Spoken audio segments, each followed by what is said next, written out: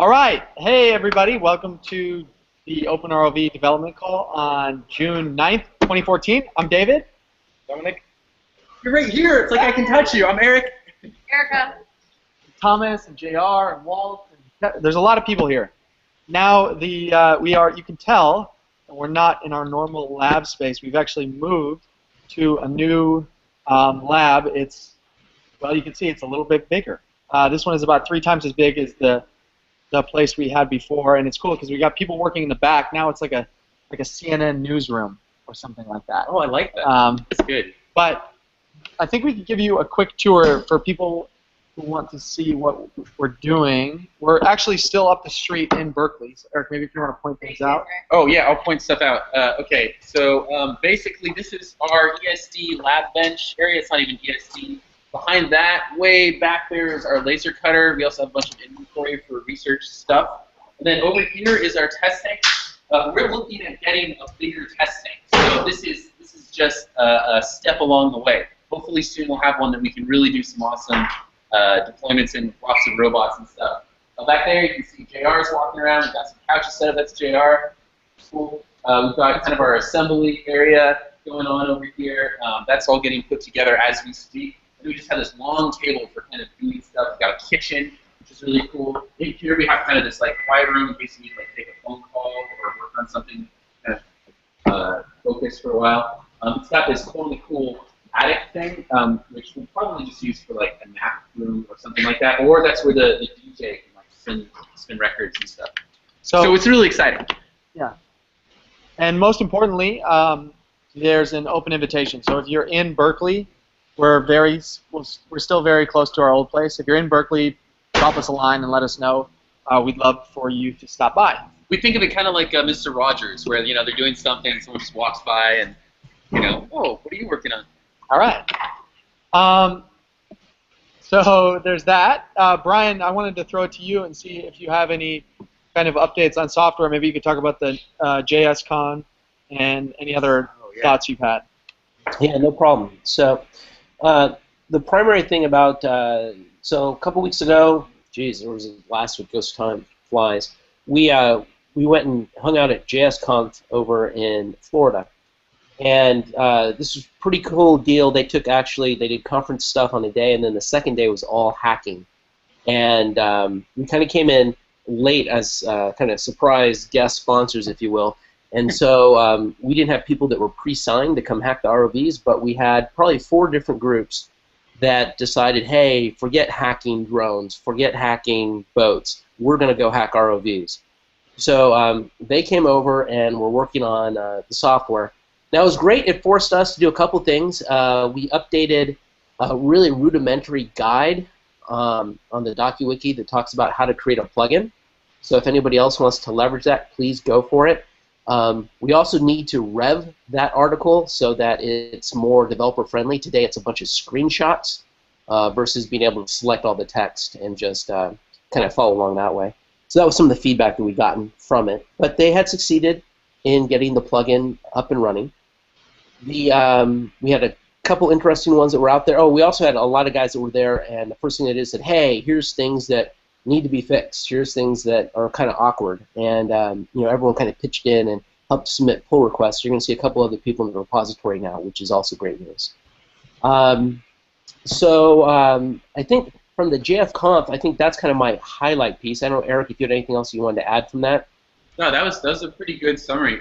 It's cool to be able to go to other places and see that even outside of our niche of people we already know, people look at the ROV and they're like, oh, I want to play with that. It's really encouraging, and I'm excited about where this is going to go. And I think I love the video of the Pebble watch. Oh yeah. Even though it's kind of a simple hack. I mean, or not simple, but like it's like you see and you're like, okay, well, I don't know when that's gonna be useful, but it's actually a really cool thing to kind of get your mind going, wow, this can really interface with a lot of different things. And you can make OpenROV however you want it to be. Yeah, I thought that was actually very, very cool. Yeah, and it did validate that one of the great API points to interface with the system is to use the Socket.io API that we have today. And so the Pebble Watch, that's how we did it, and it turned out to be very simple as far as sending messages and receiving messages back. We've started some script. Jim has done a lot to help with this. We've started using a socket.io library for Python, and we're going to go ahead and we're putting the API in a Python notebook to help people who want to try interfacing that way. We have also had a request to do a similar thing, make an example of how to use it, access the socket.io using Ruby. And there's a socket.io Ruby library. If anybody's used it before and would be interested in helping out, please let me know. Otherwise, I'm going to break out a weekend and just kind of reverse it and get it up and going. So that kind of follows up and clears some of the highlights from JF conference. Going into the conference, one of the things we had done, we had released the release candidate 3 for the 2.5 software. Again, this is basically formalized a lot of the updates we made for the 2.6 ROV with all the controller board software. This had the IMU software built into it. You can go, we have release notes on it, GitHub. If you go to releases GitHub, you'll see all of that there. There's actually, this was 6 months of work that's kind of been pending, so there are quite a few updates there. The current status, I think we have the final code. There's some people who've been testing that code, especially on the older Cape-based ROVs from the kits. And so as soon as we verified those are all running smoothly, I intend to just make the existing code base and ship that to released. Okay. And we'll move on to the next version. So I don't know if you saw, if you're in the chat room and you see Martin's question about if the latest software works with the BeagleBone White and Cape. Did you see that? Yeah, I'm looking at it. So Martin, I'll take a look at this offline and kind of see. It's great that you're trying it. I know we've had some people that have said, hey, yeah, no problem. Displays video but not able to control. And so the one thing to check, Martin, is do the normal keyboard controls work, or is it just if you connect that way, or is it just the iPad? Excuse me. Martin, are you tuned in? Do you want to chime in here? I'll keep going, and Martin, if you chime in or post, I'll respond back as we kind of go through this. People watching, Martin asks, he's been trying to get his OpenROV to work with his iPad. He's got the cockpit to come up, but he's display video, but he isn't able to control it. So that was his question. Yeah. Yeah, and I don't know off the top of my head. It's not something it's still in beta. We haven't been testing it recently, mostly because I don't have an iPad. I'll give you mine. Oh my God. And so, thanks for letting us know. We will fire up an iPad when I'm back in the office, and we'll take a look and see if there's anything obvious. But have tried keyboard unsuccessful. Okay, we'll take a look at it. Thanks for letting us know. And I don't have any immediate workarounds on it. I'll have to take a look. Cool. Moving on, IMU, we've done a lot of work, and Walt spent a few days in here really going and talking about the different coordinate planes and all the different tweaks we had to do in the software to get the IMU to be usable. So there were significant work done in this space. The current release, we actually have the compass feature turned off. You're running entirely on gyros and accelerometer, which is giving you orientation. If you really want north, honestly, what you do is you point your ROV north before you fire it out, and it will really hold on to that position. There's very little drift. I was surprised. I mean, it really held on well. Yeah, and so I think we've nailed that part of the code down pretty tightly. There's also going to be some follow instructions to explain how you need to orientate your IMU so that it's in the it's properly set as far as pitch and roll and everything else goes. We are going to be moving on and doing some more work with the compass. If there's anybody who's already done a lot of banging on this particular IMU and the compass work and wants to help out, please let us know. This is one of those ones that's a little tricky with this particular device. Last thing I wanted to call out that I'm aware of, well, there's actually two things. First, camera software. It's one of the things that we're working on right now. So we're going to be making some revs in that space as we're trying out some new cameras. So that's just an FYI in case people are hacking that direction. You may want to hold off for a couple weeks. And the last thing, since Dom's there and I can let him talk to it, we're doing some work with the base images to kind of stay in the line with where the TI and the whole BeagleBone group is going. So, Dom, if you want to speak to that. You know, we have a checklist here of things we want to talk about, and that is exactly the next thing on the checklist. Perfect. Perfect. So, the circuit score and the guys behind BeagleBone, they actually go the way of moving to Debian as an image, or as the operating system runs on the BeagleBone. I think they came from Angstrom. A lot of people using Ubuntu, but now they go to Debian.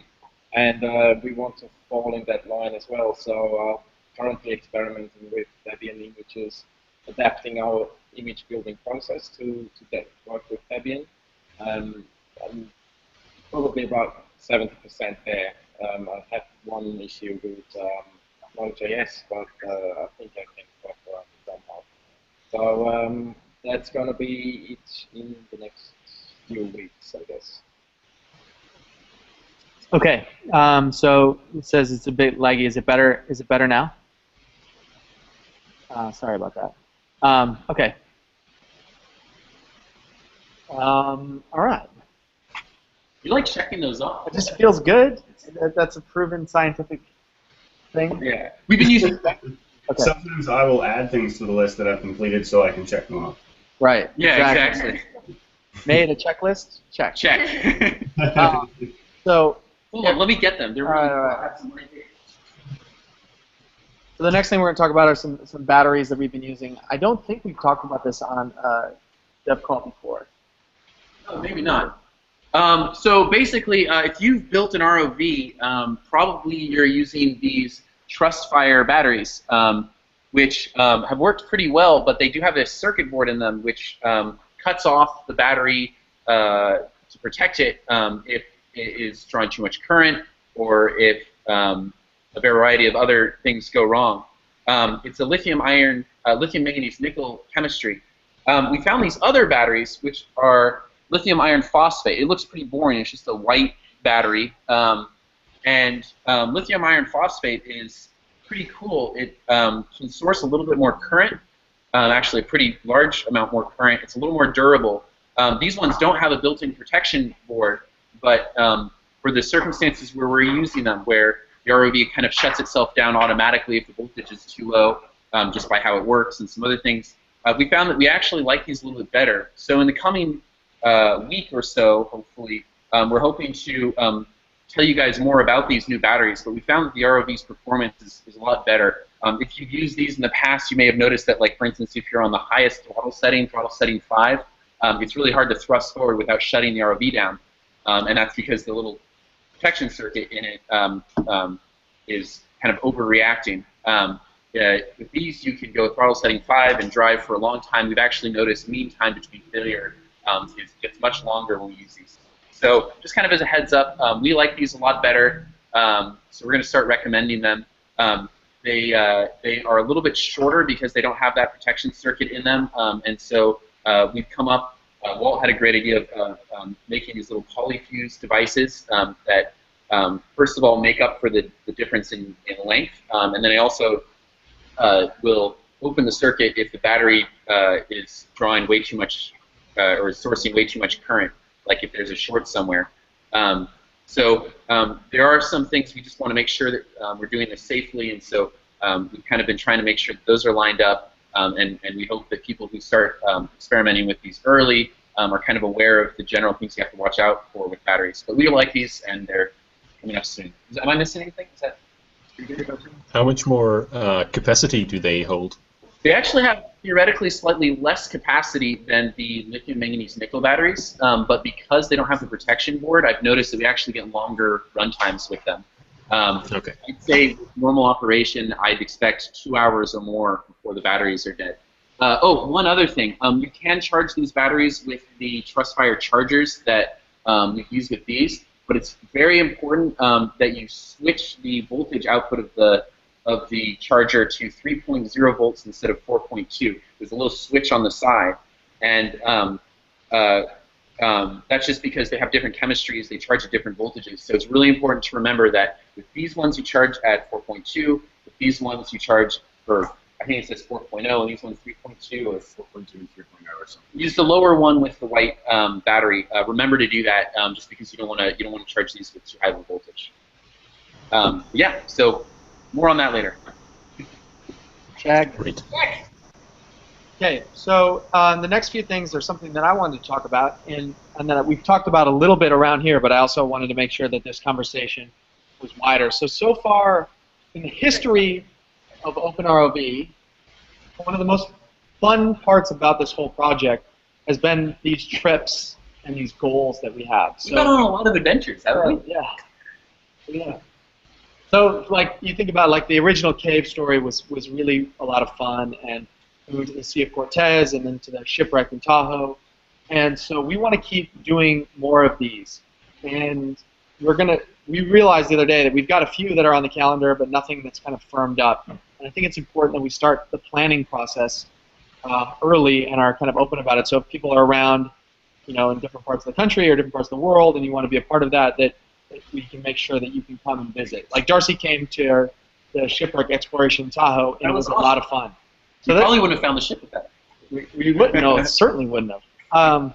And so this is it's not really a finished thought. It's more that if you have any ideas of things we should do or places we could go, then you should email me, David at OpenROV, and we should talk about ways to organize it.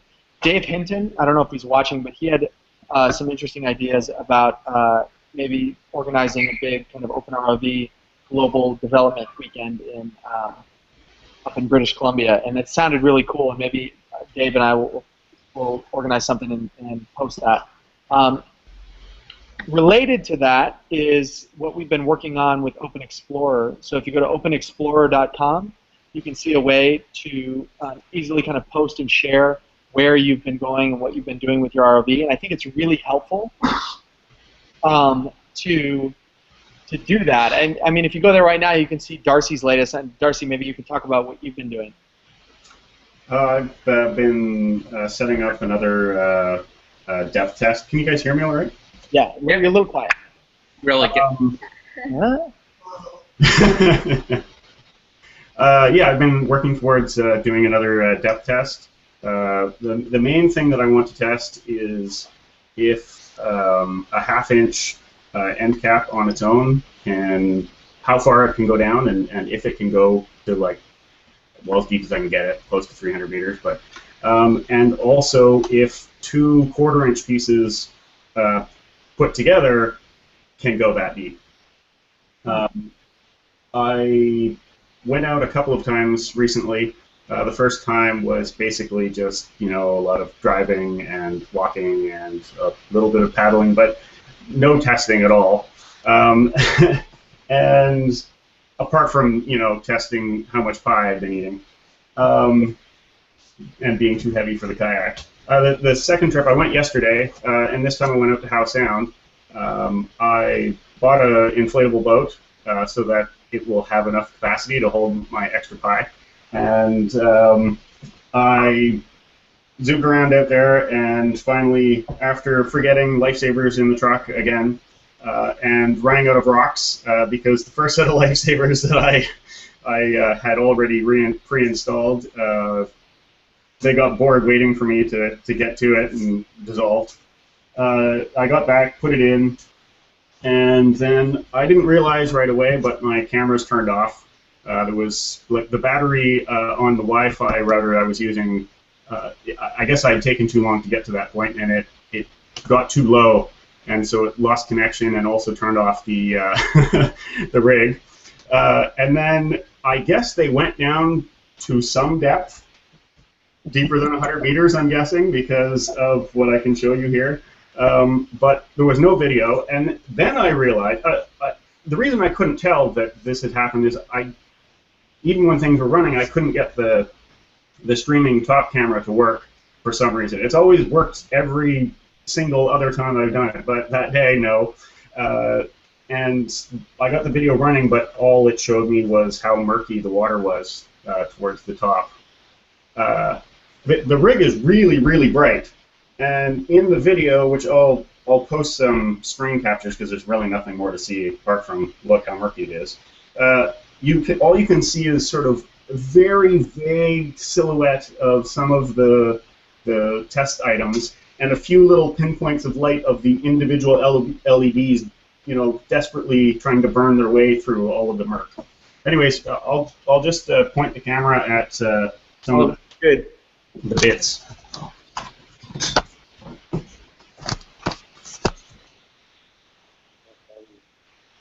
Okay, so that's the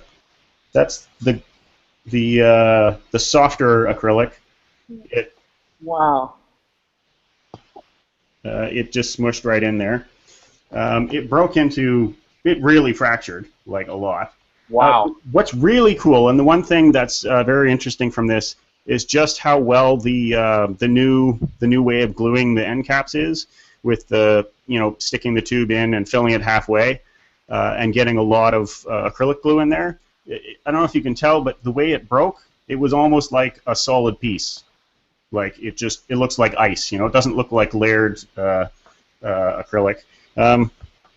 See if I'm pointing in the right spot here. Yeah. So this is the yellow test. This is with the normal acrylic that comes from McMaster. There it is there. And again, it just just atomized. That is energetic. Yeah, and it smashed the yellow tube, into a bunch of pieces. And over here is, I'm gonna stand back a bit. That's an empty battery tube, like with nothing in it. It just curled up and went to sleep. Like that's it. Just G1. That's one of your acrylic ones, right? No, that is the regular OpenROV one, but it had nothing in it. No batteries, no supports, no nothing. We've learned that. So if you take the battery tube down there without batteries in it, that's what happens. However, I also had some battery tubes. They didn't have batteries in them because I didn't have any to spare. But I took another tube that's quite thick, that's almost the same diameter as the batteries, and I put it in. One of them filled the whole tube, and one of them had some space, like how the batteries are, where they have a little space at the end. Right. And nothing happened to them. They were fine. So, like Eric told me, he designed it so that the batteries would, help support it, and it could flex a bit. And yeah, that's the idea. That's exactly what happened. So but the hardest part we were nervous about as well is that, even if there's some deformation, even if it doesn't catastrophically fail, that deformation could cause a channel for water to leak around the O-ring. And so that's why you'll notice the end cap is really hard to push in. It's because you wanted that larger inner flange to push tightly and hold that circular shape on the cross section of the tube. It seems to work pretty well. And that will get a better test. I don't think that it went. I don't know how deep it went. That's the unfortunate thing. Like based on line that you had in, like any estimates? Well, I let out the whole reel till it was empty, but just because of the amount of time that it took to do things, I suspect, the lifesavers might have given out before it got very deep. If it didn't, that would be good news because nothing else broke. But I kind of expect some other things to fail at one point or another, and they didn't. So I don't know. We'll see. I'm going to go again. Only one of the test tubes actually, destroyed itself. So it'll be. I have another end cap. I have actually a couple to put on, and I'll send it down. Most of the experiments are fine. I have to deal with lots of little issues. Like one thing, it basically wants to go upside down because the syntactic foam that I made the base of it's more buoyant than the things on top of it, I guess. So upside down. That was so cool to see. I love these little tours, especially seeing catastrophic failures like that of material. Like, so cool. A lot of the things I improved were great, though. Like the fact that it floated, reeling it in was no problem at all. Last time it took over an hour of swearing I'm just going to cut the cable and leave it on the bottom of the lake. It was serious effort dragging that bloody thing up. And this time it was just, and it was so easy that it went on the reel all nice. It looks like it came from a factory. It's so evenly, on there. And before the reel was totally full, and now there's a good, 1.5 inches, 2 inches of extra space. That really makes a difference. It does, yeah. Anyways, so that's pretty much it.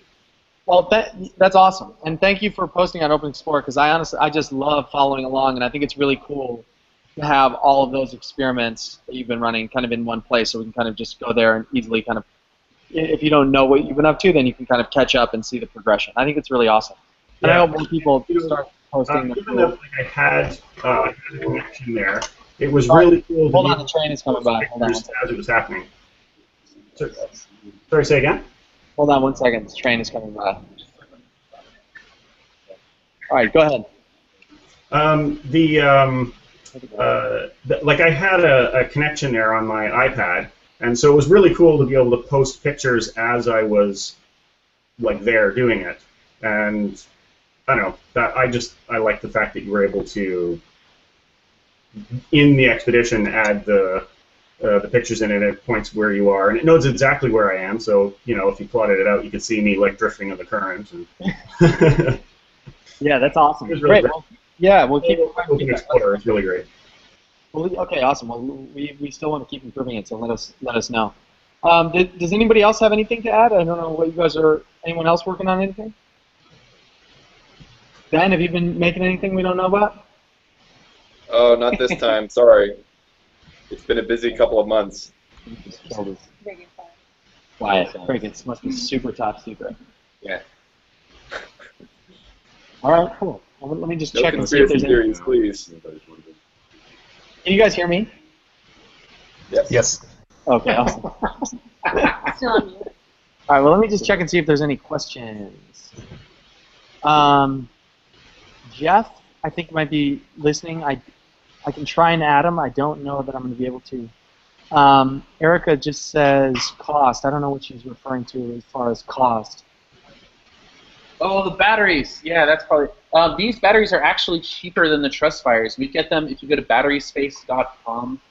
Well, you have to click through a lot of stuff. These are the ones that are 19.8 amp capable. They're about $7.50 a piece. I think $7.50 a piece. And I'll have to double check with Zach, but I think Zach's been working on a way to just have this on the OpenROV store so we can send them directly. Yeah. So yeah, I mean, right now I think in a few places on the forums we've posted links to where you can buy them. But yeah, to make things easier, we may end up selling them ourselves as well. Cool. So I'm not sure, Jeff, if you want to just post a question, then we can try and get to it. Maybe he's not watching anymore. I'm not sure. Hey, one note on the if people do start ordering the batteries themselves and using them, these batteries, their nominal voltage and low voltage is completely different than the other formula, and as a result, the ROVs, when they get to a low power state, they basically behave differently than they did before. What we're seeing is either the topside adapter or the BeagleBone is actually powering off before the Arduino does, and so it's just FYI, it behaves differently in low voltage situations, right around, I don't know, 6.2 volts or so. Yeah. Also, in OpenROV Cockpit, you'll notice that when you put the battery in fresh, it's like not even full bars. And then when you're operating normally, it'll be giving you it'll look like it's a really low battery, and that's just because its nominal voltage is lower. So even though Cockpit makes it look like the battery is low, it's actually nominal. It has to go, I think, below. You're like in the 7s of volts before you start getting close to shutting the ROV down. You could just add to the software a switch where you could switch between the two batteries, right? Yeah, I think we'll do that. We just need to build the change. Yeah. So, All right, well, we'll do this again soon. And if you guys have any questions, you can always email us or post on the forum. And from the new OpenROV headquarters, just signing off. Oh. I felt like a dance. All right.